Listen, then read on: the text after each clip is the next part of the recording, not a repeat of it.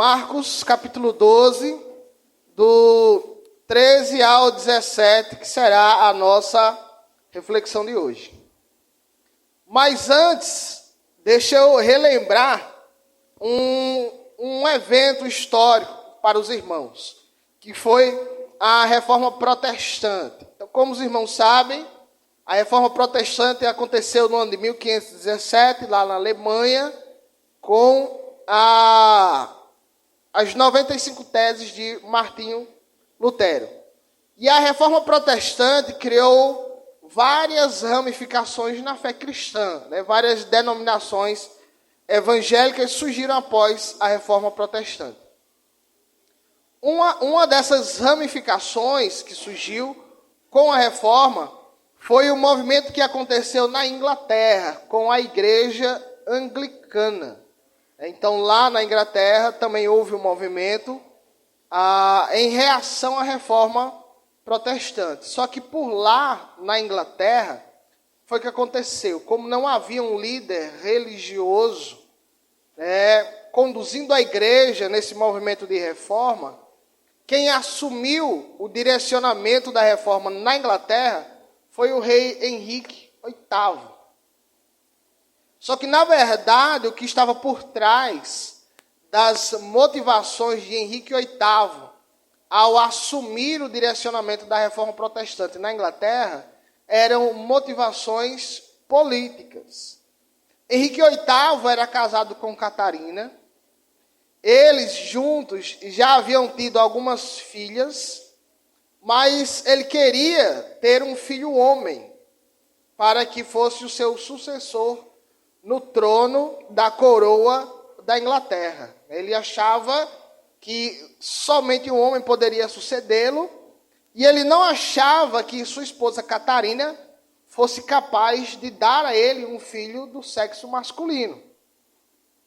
Então ele queria divorciar-se de Catarina, casar-se com outra mulher por quem ele estava apaixonado, só que isso não era, de alguma forma, permitido pela Igreja Católica Romana, a quem a Inglaterra estava ligada antes da Reforma. Então, por isso, Henrique VIII assume o controle da Reforma na Inglaterra, e aí, num ato político, ele assumiu a posição de controle da Igreja para tentar realizar os seus propósitos políticos. Então, em 1934, ele publicou um decreto chamado Ato de Supremacia. Por meio desse decreto, a Inglaterra rompeu oficialmente com Roma, com o Papa e com a Igreja Católica Romana. E por meio desse decreto também foi estabelecido que o rei da Inglaterra e os seus sucessores quem seriam os chefes supremos da Igreja. Então era um movimento de reforma acontecendo na Inglaterra, mas por motivações políticas e não religiosas. Depois de um tempo, surgiu um grupo de crentes na Inglaterra inconformados com as decisões de Henrique e dos seus sucessores para a igreja. Esse movimento queria purificar a igreja das influências políticas do rei. E eles foram chamados por isso de puritanos. Então, aqueles crentes que queriam purificar a igreja foram chamados de puritanos. Esses mesmos crentes depois iniciaram um movimento na igreja chamado de separatista, que previa a separação da igreja inglesa da coroa da Inglaterra. E esse movimento, chamado de puritanos separatistas, deu origem ao que ficou conhecido como a primeira igreja batista inglesa. Então, esse, irmãos, é um pouco da história da nossa própria denominação, e o que mostra que a nossa denominação, ela surgiu com um desses princípios principais que depois ficou estabelecido como separação entre igreja e Estado. Então, a própria história da Igreja Batista no mundo inteiro, né, ele atesta, né, os problemas que é quando a igreja ela está diretamente ligada ao Estado.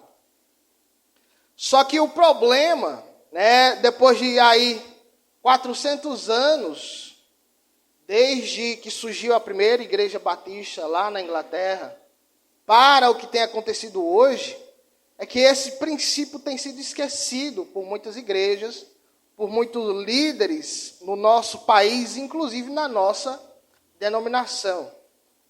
Quando nós vemos uma tentativa ou várias tentativas, né, de líderes, de pessoas ligadas às igrejas, de pessoas influentes na igreja, tentando fazer uma certa harmonia entre as igrejas e a política do nosso país, né, entre as igrejas e determinados partidos ou determinados políticos, esquecendo-se de quais eram os princípios básicos que deram origem à nossa própria denominação. Esse dilema, na realidade, entre a relação entre a religião, a igreja e a política, não é um dilema novo. Na verdade, é um dilema que já aparece na Bíblia, no texto que nós vamos ler hoje, né? Israel, na época, nos tempos de Jesus, estava dominada por Roma. Então, muitas vezes surgia o embate. Como é que ficaria a religião judaica, né, e a religião cristã, que surgiu logo após a ascensão de Jesus Cristo, e as relações desse povo com Roma, né, as relações desse povo com César, com o imperador, né, com alguém que era a própria representação de Deus, né, do divino na terra. Então, esse texto que nós vamos ler hoje vai nos dar muitas orientações, né, e lições sobre também esses momentos que nós estamos passando hoje, né, sobre o momento político em que nós vivemos. Então, a Marcos, capítulo 12, do 13 ao 17, diz assim: Mais tarde enviaram a Jesus alguns dos fariseus e herodianos, para que o apanhassem em alguma coisa que ele dissesse. Estes se aproximaram dele e disseram: Mestre, sabemos que és íntegro, que não te deixas influenciar por ninguém, que não te prendes à aparência dos homens, mas ensinas o caminho de Deus conforme a verdade. É certo pagar imposto a César ou não? Devemos pagar ou não? Jesus, percebendo a hipocrisia deles, perguntou: Por que vocês estão me pondo à prova? Tragam-me um denário, para que eu veja. E eles trouxeram a moeda e lhes perguntou: De quem é esta imagem e esta inscrição? De César, responderam eles. Então Jesus lhes disse: Deem a César o que é de César e a Deus o que é de Deus. E ficaram admirados com ele.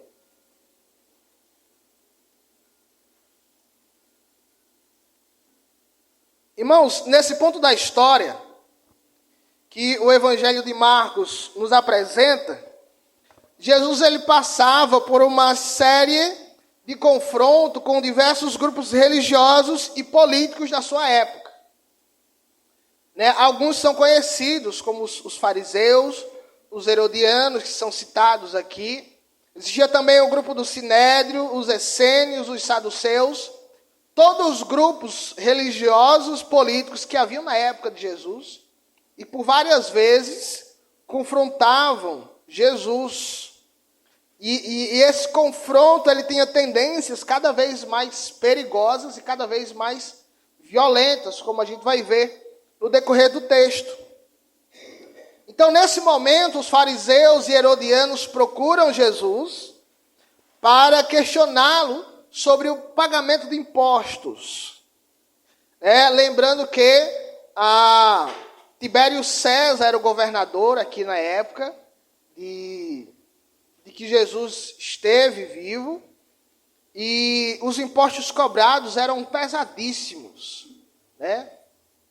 de tal forma que os judeus, chamados publicanos, que cobravam impostos, eram tidos como traidores da nação. E aí eles se aproximam para testar Jesus, né? Como alguém que testa, por exemplo, se um documento ele é falso ou é verdadeiro. Né? O que já mostra aí a intenção, né?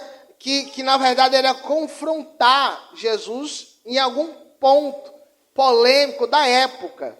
Então eles se aproximaram de Jesus, então vamos ver aí se esse Nazareno ele é bom mesmo naquilo que ele fala. Vamos jogar aqui um dilema para ver como é que ele se sai aqui dessa história. E para tanto, né, aqueles que se aproximaram de Jesus, eles fizeram uma parceria que era, em certo sentido, inesperada e embaraçosa. Porque o texto diz que se aproximaram de Jesus fariseus e herodianos. E eram dois grupos religiosos e políticos com ideais completamente opostos um do outro. Então, os fariseus eram um grupo religioso político formado por judeus que eram um pouco mais nacionalistas.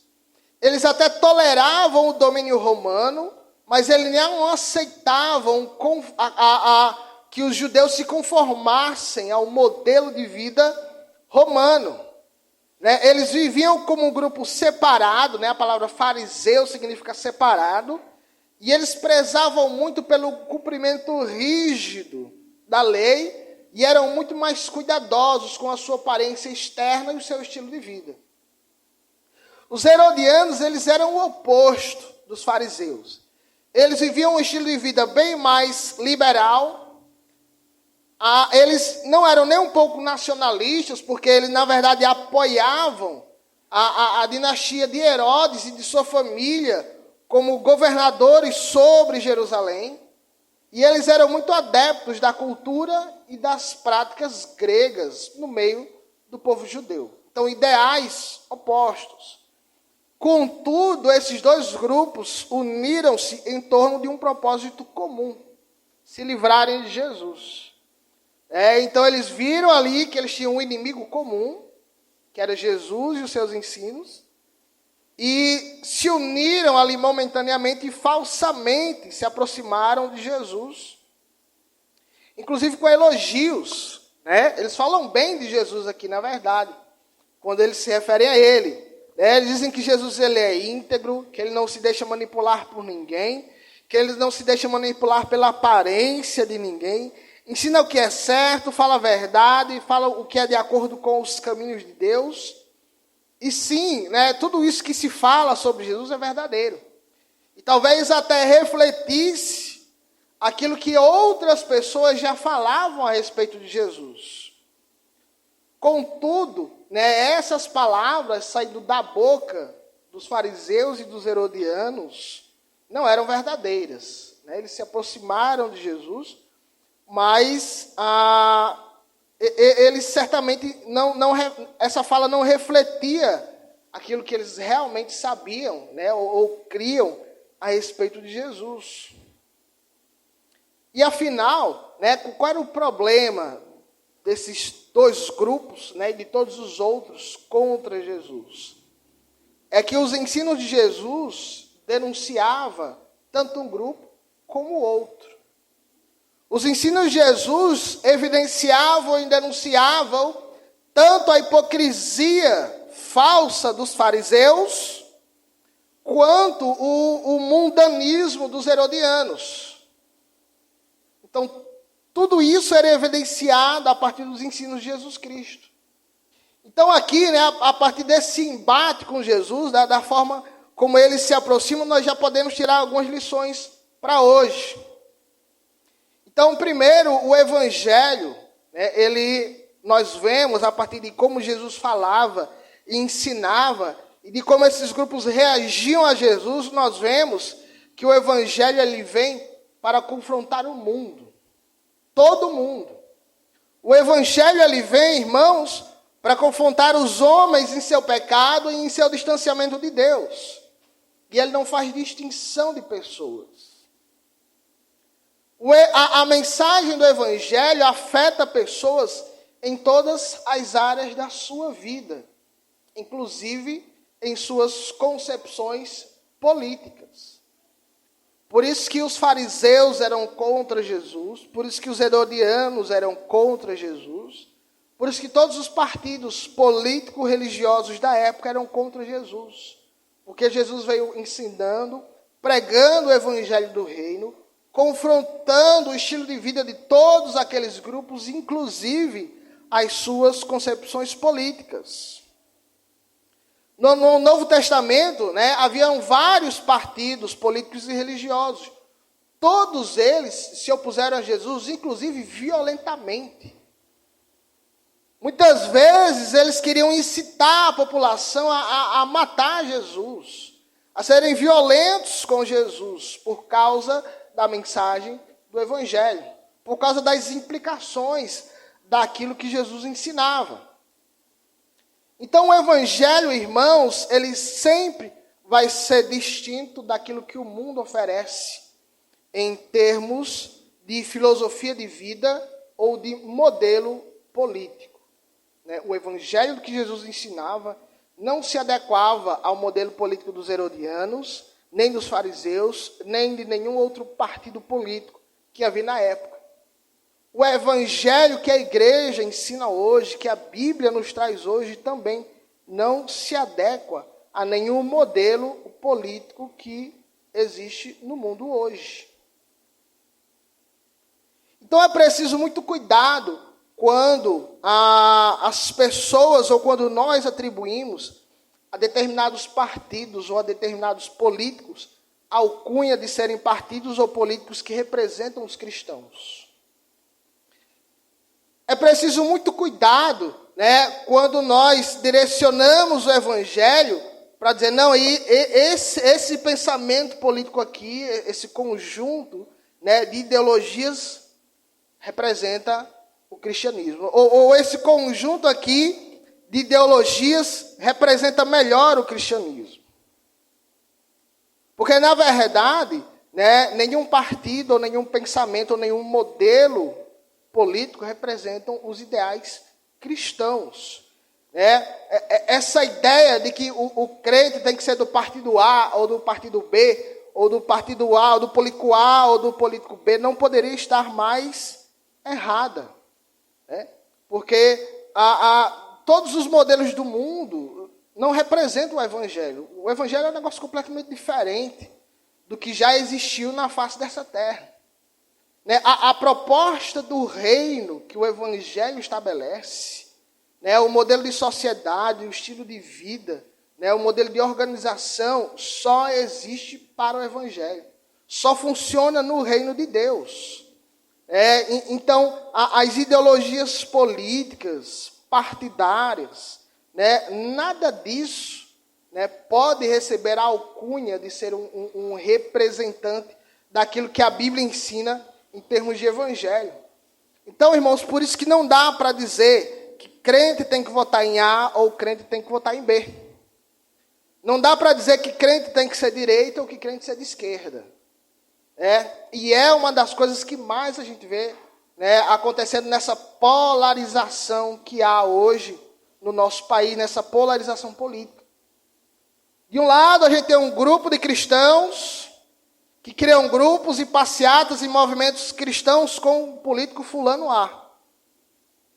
Do outro lado, existe um outro grupo oposto e contrário, dizendo cristãos com o grupo do político fulano B.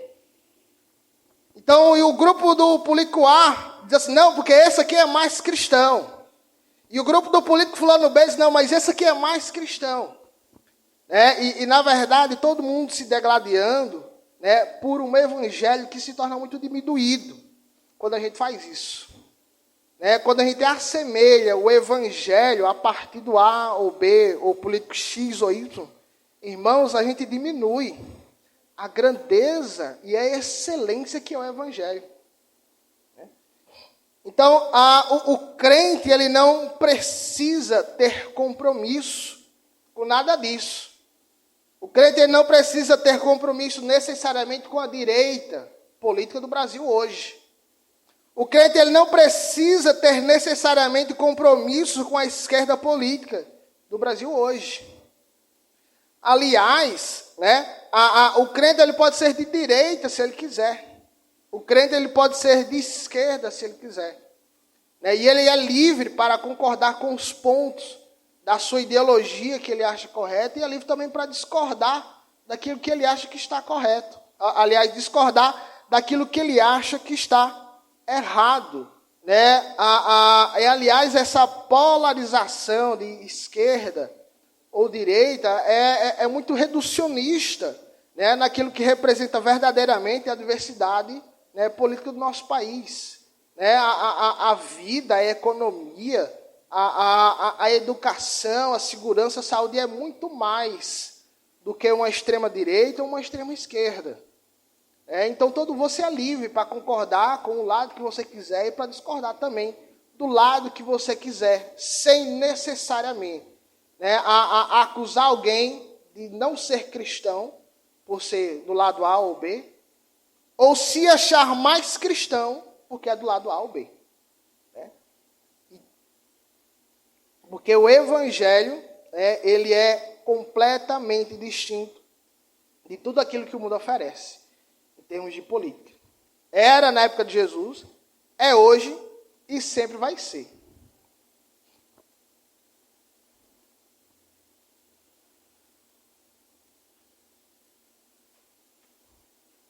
Continuando aqui no texto, Jesus ele vai responder ao questionamento daquele grupo. Né? É lícito ou não pagar imposto a César? Né? Jesus claramente percebeu as intenções do grupo. E a pergunta não sincera que veio da parte deles. E ele percebeu que, na verdade, era uma armadilha para colocá-lo numa situação complicada ali, diante do povo. E a questão era sobre o pagamento de imposto. E essa, naquela época, irmãos, era uma polêmica muito delicada. Né? A questão era muito polarizada, na verdade, assim como a situação política hoje é. O imposto, ele era símbolo da dominação romana sobre os judeus. Então, os judeus que queriam comercializar, né, que queriam ampliar os seus negócios, ou queriam, de alguma forma, comprar ou sobreviver com alguma coisa, eles tinham que usar a moeda romana. E sendo obrigados a usarem as moedas romanas, eles eram obrigados a pagarem impostos. Então, de um lado estava o grupo, né, inclusive os grupos que procuraram Jesus, cada um era partidário de um lado. Então, veja mais uma vez o absurdo que é, às vezes, você tomar um partido do negócio. Né? Porque aí você pode ser direita ou de esquerda, o que você achar melhor. Mas quando o evangelho bate de frente com a direita e a esquerda, todo mundo se junta contra o crente. Né? Essa é a realidade e é assim que vai acontecer no futuro. Então, os herodianos que questionaram Jesus, eles apoiavam o imposto. Né?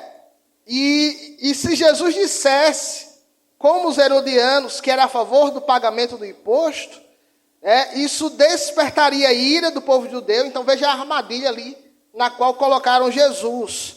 Despertaria a ira do povo, mostrando ao povo que César era maior do que Moisés, e que talvez Jesus apoiasse a política de dominação romana e que não se importava com o sofrimento deles.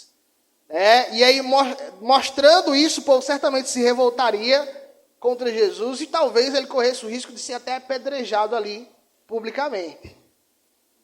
Do outro lado, os fariseus, eles eram contra o imposto. Como o grupo mais nacionalista, que não aceitava a dominação romana, eles eram contra o imposto. E se Jesus dissesse que também era contra, isso poderia demonstrar uma espécie de rebelião contra César e contra Roma. Jesus poderia ser denunciado, entregue às autoridades romanas, poderia ser acusado de rebelião contra Roma e morto. E isso aconteceu, inclusive, há relatos aí arqueológicos, históricos, de outras pessoas que se rebelaram, inclusive, contra a questão do imposto. E foram presos por Roma, acusados de rebelião. E talvez essa fosse a resposta esperada daquele grupo. Não, Jesus, ele é judeu, ele nasceu aqui, ele segue todas as tradições. Então ele vai dizer que é contra e a gente vai mandar prender ele e resolver a situação para a gente. Mas a resposta de Jesus, ele quebra as expectativas de todo mundo que estava ouvindo ali na hora. A resposta de Jesus quebra as expectativas dos herodianos, quebra as expectativas dos fariseus. Então ele chama o grupo e diz, me dê um denário aí. O que é um denário? Um denário era uma moeda romana. Na época existiam várias moedas em circulação. Existiam moedas mais valiosas que o denário e menos valiosas que o denário. E o denário era a moeda mais comum. Pesava ali algumas gramas de prata.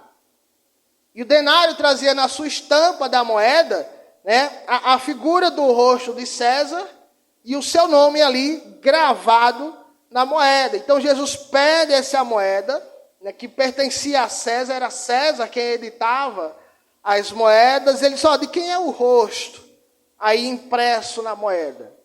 De quem é o nome impresso na moeda? E eles responderam, talvez ali acanhadamente, de César. E a resposta de Jesus era, então, dê a César o que é de César. Então, na sua resposta, Jesus, ele reconhece a legitimidade dos governos humanos. Jesus reconhece a legitimidade de um Estado, que controla o âmbito civil das coisas e reconhece também a responsabilidade do povo para com este Estado. Então, mesmo ali Roma sendo uma nação dominadora, opressora, que cobrava altos impostos, Jesus reconhece, esse povo está aí porque é válido, lícito. Então, pague o que vocês devem a eles. No entanto, ele não termina a sua resposta a eles. Também dê a Deus o que é de Deus. Então, a responsabilidade do povo não somente para com o Estado, mas também para com Deus. Os homens também devem reconhecer a sua responsabilidade, a sua dívida com Deus, e cumprir também suas responsabilidades.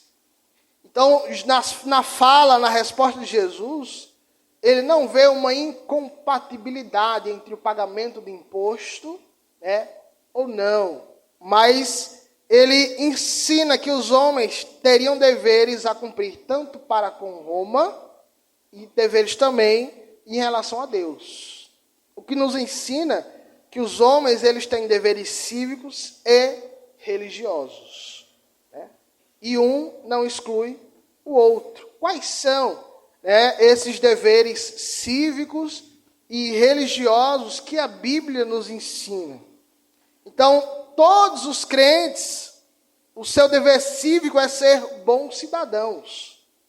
Como o próprio texto diz, é pagar o imposto que é devido. Então, independente de quanto o Estado nos cobre de imposto, como cristãos, a nossa responsabilidade é pagar o imposto que é devido pelo Estado.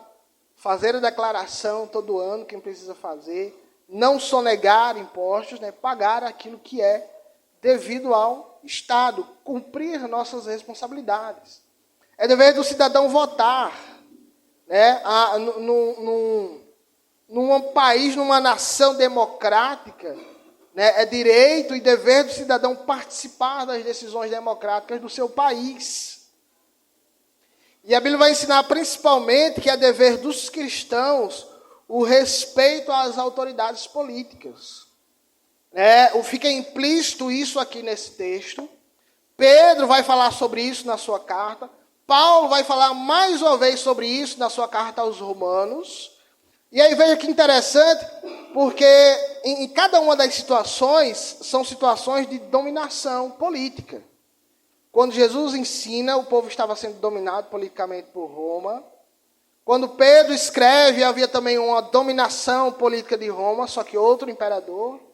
E na época que Paulo escreve aos romanos, já um outro governador dominava politicamente Roma e a nação de Israel.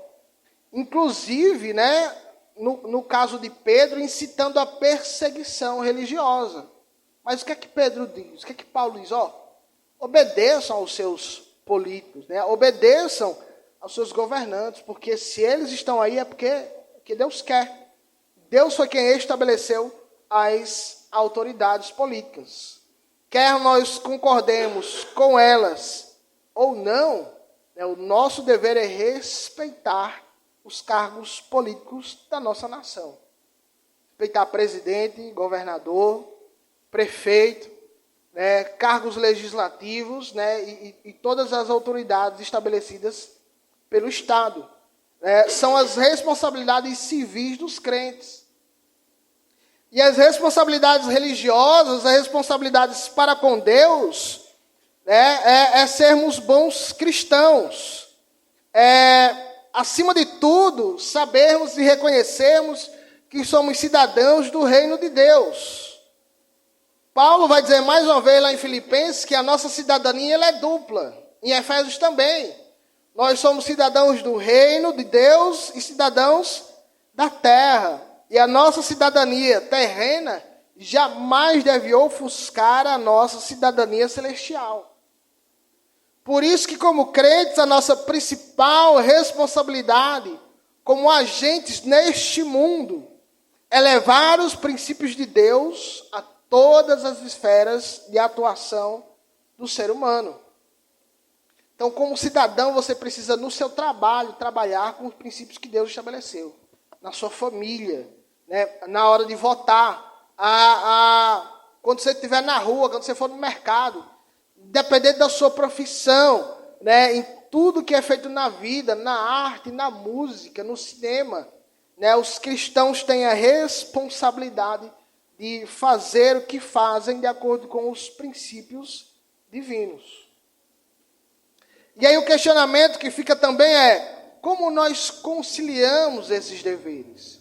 Como nós relacionamos os nossos deveres para com o Estado e os nossos deveres para com Deus? Ou seja, qual é a relação que a Bíblia estabelece entre igreja e Estado? Então, o que Jesus também vai deixar claro aqui, irmãos,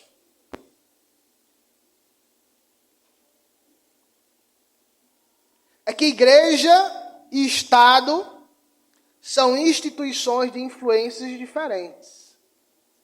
Deus, o que é de Deus, a César, o que é de César. Então, o Estado não deve dizer como a igreja deve funcionar, e nem o contrário, a igreja também não deve dizer como o Estado deve funcionar. E aí, essa relação histórica, a história vai nos mostrar que isso é muito problemático. A história de outras nações, nos nossos dias, mostram que essa união, essa indistinção entre igreja e Estado é problemática. Está aí o que chama-se de Estado Islâmico, para mostrar a gente os problemas disso. Um Estado que controla ali muitas regiões da Palestina, que é um Estado político e religioso, que determina para o seu povo questões tanto religiosas quanto políticas, que determinam a maneira como as pessoas devem se vestir, os empregos que elas devem ter, e a forma como as famílias devem punir aqueles ofensores. Então é uma união que é problemática. A história da igreja antiga também vai nos mostrar que essa relação ela é problemática. Quando por muitos anos, na Idade Média, a igreja católica esteve unida com o Estado romano. Quando muitas vezes o Estado romano dizia quem a igreja católica deveria ordenar como clérigo, como autoridade espiritual, e muitas vezes o Papa estabelecia quem deveria ser o sucessor, o novo imperador. Então, aquilo que a Bíblia mostra para a gente, a história vai atestar que é sempre problemático quando isso acontece. Então, a igreja, sabendo dessa distinção, a igreja, irmãos, não deve tentar impor a religião por meio do Estado. Se Estado e igreja são distintos, se um não mexe no outro, né, a igreja não deve impor a religião por meio do Estado. Ou seja, a igreja não deve eleger políticos que sejam candidatos com a bandeira de fazer do Brasil um país cristão. Isso não existe. Né? E isso tende muito a dar errado. Porque, veja bem, né, se isso fosse com outra religião, né, se de repente um grupo espírita no Brasil, que também não são poucos, então agora vamos eleger um presidente, um candidato com a responsabilidade de fazer do Brasil um país espírita. Né? E aí? Né? Então, só vale para um lado, não vale para o outro.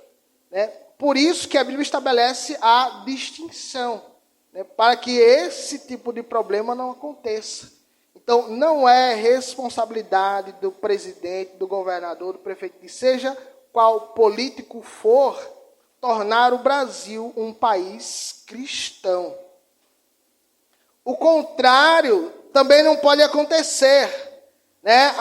Assim como o Estado não deve impor a religião, né? A igreja não deve usar o Estado como um meio religioso, o Estado também não pode excluir a liberdade religiosa das pessoas. O Estado também não pode excluir a religião, né, completamente de sua influência no governo. Então, esse, né, na verdade, é o ideal de alguns filósofos do nosso tempo. De que o mundo, os países só serão nações melhores e evoluídas quando a religião de uma nação, de um povo, for completamente excluída. E atrapalhando, né, e aprisionando a liberdade das pessoas de terem sua expressão religiosa. Aprisionando políticos de terem também sua expressão religiosa. Né? Seja ela cristã, seja ela de qualquer outra linha que for. Essa ideia de o Estado excluir a religião do governo, né, também desconsidera a própria história do cristianismo ao longo da história. Né? De homens, presidentes, de governadores, de importantes políticos do nosso país e no mundo, que fizeram o que fizeram porque eram cristãos. Né? De uma sociedade que tem a moral hoje, que tem por causa da influência cristã. Né? De uma educação acessível hoje, por causa de uma influência cristã. Né? Do avanço da ciência, por causa de cientistas cristãos. Então, o Estado ele também não pode excluir a religião, porque a religião, ao longo da história, né, tem contribuído para o Estado que nós somos hoje. Então, por exemplo, um dos ideais da reforma era que a Bíblia deveria ser de acessibilidade para todas as pessoas. Então, a ideia de uma educação pública para todas as pessoas foi um princípio da Reforma Protestante. As maiores universidades do mundo nasceram cristãs. Hoje não são mais, né? São universidades secularizadas. Mas a Universidade de Harvard, que é uma das melhores do mundo, né, e é uma das mais antigas do mundo, nasceu cristã com a ideia de uma educação acessível para todas as pessoas, para que todo mundo pudesse ler a Bíblia. Né?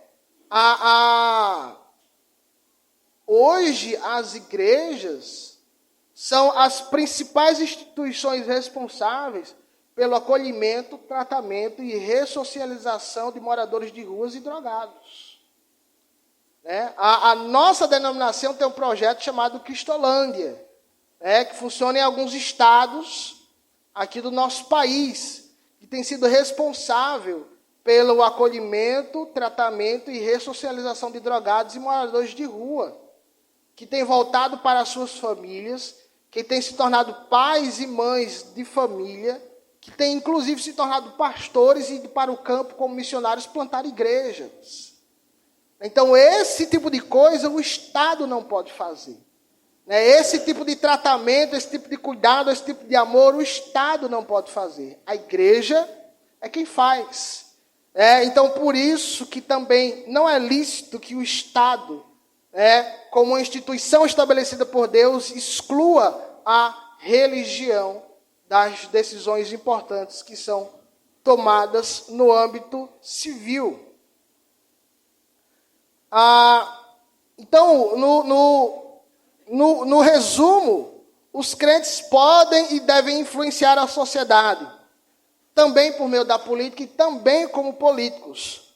Mas, ao fazer isso, devemos lembrar que o simples fato, irmãos, de alguém se dizer cristão, não o capacita para a política. Então, se a gente não deve ir nem por um extremo nem outro, então o caminho do meio é o melhor.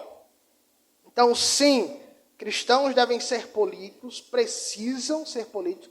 Precisamos de cristãos engajados na política do nosso país, mas ser cristão não capacita ninguém para a política. O estudo, sim. A experiência no âmbito político, sim. Ser cristão não faz a pessoa automaticamente merecedora de votos da igreja. A igreja não deve votar em alguém só porque é cristão. A igreja deve votar em alguém pelas propostas dessa pessoa. Pelos ideais dessa pessoa, se são aliados com a Bíblia ou não. As políticas públicas e de cunho social têm o seu valor. Também devemos prezar por isso. Mas o principal meio de transformação da sociedade não é político. O principal meio de transformação da sociedade é o Evangelho. A Bíblia, irmãos, nos mostra que as cidades se perdem não é por maus políticos, é porque não tem uma igreja, é porque o Evangelho é rejeitado. A Bíblia nos mostra que grandes comunidades crescem juntas, prosperam juntas, que famílias são curadas quando há o Evangelho no meio daquela comunidade. Então, apesar da importância das políticas públicas, apesar da importância das políticas de assistência social, só o Evangelho muda realmente a vida das pessoas. Então, essa é a relação que a Bíblia nos ensina sobre a igreja e o Estado. Não deve haver um extremo nem outro, não precisamos de um Estado cristão ou religioso comprometido com nenhuma linha religiosa. Também não devemos ter um Estado que exclua a religião. Então, por isso que a grande lição para nós hoje, e que a Bíblia nos ensina é que os homens têm deveres políticos e religiosos. Os homens têm deveres civis e religiosos. No final das contas, todos os homens e todos os governos devem tudo que têm e tudo que são a quem os criou, a Deus. Então, se nós devemos a moeda a quem cria a moeda, que é o Estado, a imagem que é impressa na moeda, que é a imagem do Estado, então, no âmbito maior ainda, nós devemos a imagem àquele que criou a imagem do ser humano. Se aqueles homens deviam a moeda por conter a imagem de César, os homens têm responsabilidades com Deus porque carregam a imagem de Deus. Então, Deus criou o Estado e Ele criou a igreja. E Ele criou o Estado e criou a igreja e estabeleceu funções diferentes para cada uma dessas instituições. Então, é errado a igreja controlar o Estado, é errado a igreja determinar quem deve governar, e é errado o Estado fazer também o contrário. Os crentes devem amar a Deus acima de tudo e, como bons cidadãos do reino, exercer de forma excelente a sua cidadania aqui na terra. Então, desconfie, irmãos, e rejeite partidos que se dizem, que se comprometem com a agenda de tornar o país cristão. Né? Isso não é a proposta da Bíblia. Desconfie de candidatos que aparecem com conhecidos como candidato pastor fulano de tal, candidato irmão fulano de tal, candidato da igreja fulano de tal. Isso não existe. Né? São pessoas que talvez até bem intencionadas, mas que tentam usar o seu nome de cristão para misturar a função entre a igreja e Estado. Né? Então, por isso que é errado, né? Por exemplo, um pastor candidato a algum cargo político. Né? Ou é um ou é outro. O crente, em geral, deve sim se envolver com política. Né? Mas pastores, militantes políticos é um grande problema para as igrejas. Né? Também desconfie de partidos ou de candidatos que se propõem a fazer o contrário. Né? De partidos e candidatos que ataquem diretamente a igreja. Desconfie de políticos e partidos e candidatos que dizem, não, a igreja é problemática demais, acabou a mamada da igreja, quando eu for governador, né, eu vou resolver esse problema daí. Isso também não existe. Né? E isso é contra aquilo que o próprio Deus estabeleceu para o Estado. Né? A Bíblia vai dizer que a função do Estado é promover o bem. Né? E promover o bem não é de forma alguma excluir a igreja do Estado. Então, como dever civil, numa democracia em que nós vivemos, com a liberdade que a Bíblia estabeleceu para cada um de nós, você, irmão, tem a liberdade para escolher os seus candidatos e avaliar de forma madura em quem você quer votar. Seja do partido A ou seja do partido B. Você não é obrigado a votar em nenhum partido específico. Né? Você tem a liberdade para avaliar, de acordo com a sua palavra, de acordo com a palavra de Deus, de acordo com a sua consciência, quem você acha que é o melhor candidato para os cargos políticos do nosso país. E como dever religioso, a mesma liberdade que você tem para escolher, você terá como responsabilidade para prestar contas a Deus pelas más escolhas que fizer. Então é uma faca de 2 gumes. Você pode votar em quem você quiser, mas depois você vai ter que prestar contas a Deus também, se você votar errado. É um pecado também votar e escolher candidatos que vão de encontro com aquilo que a Bíblia ensina. Então, tendo deveres civis e religiosos, nós temos responsabilidades políticas como cidadãos, mas, acima de tudo, responsabilidades com aquele que criou todas as coisas, que é o nosso Deus, que criou o Estado e a Igreja. Amém?